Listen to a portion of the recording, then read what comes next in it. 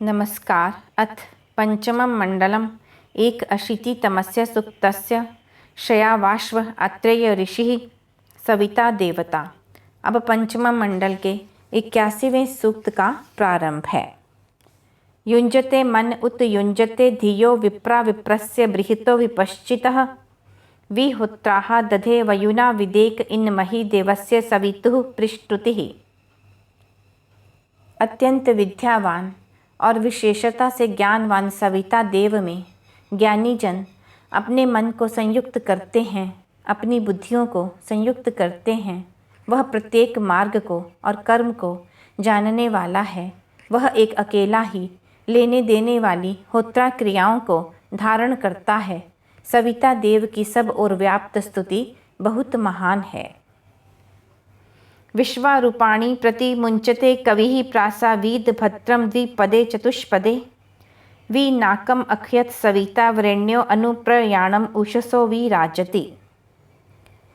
सर्व पदार्थों को जानने वाला, सर्वज्ञ, स्वीकार करने योग्य, संपूर्ण ऐश्वर्यों को देने वाला ईश्वर, सूर्य के तेज के रूप में प्रकट होता हुआ मनुष्य आदि 2 पैरों वाले तथा पशु आदि चौपायों के लिए कल्याण को उत्पन्न करता है। समस्त तेजों का विभिन्न रूपों में त्याग करता है। दुख से रहित ध्युलोक को प्रकाशित करता है। उषा के मार्ग का अनुसरण करता हुआ उसके पश्चात सविता देव विशेषता से सुशोभित होता है। यस्य प्रयाणम अन्वन्य इत्युः देवा देवस्य महिमानम ओजसा यह पार्थिवानी विममे स एतशो रजांसी देवः सविता महित्वना।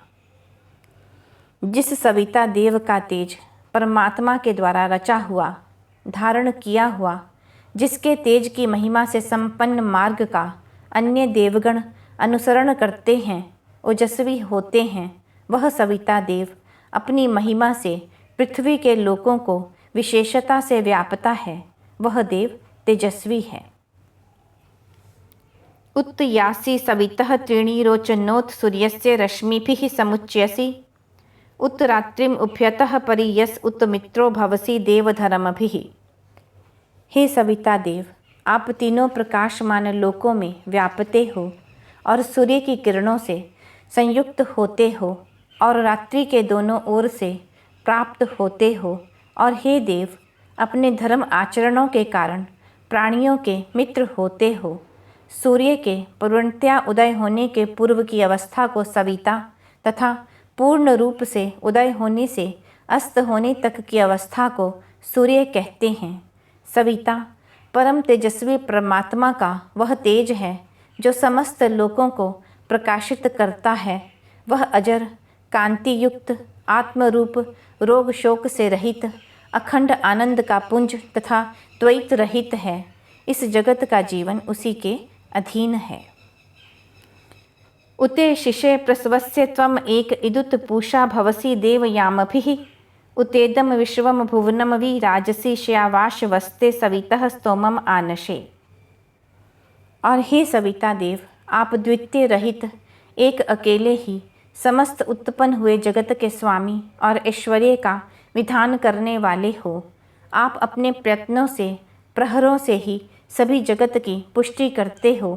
तेजस्वी अश्वों से युक्त वीर आपकी स्तोत्रों से स्तुति करते हैं। यह पंचम मंडल में 81वां सूक्त समाप्त हुआ।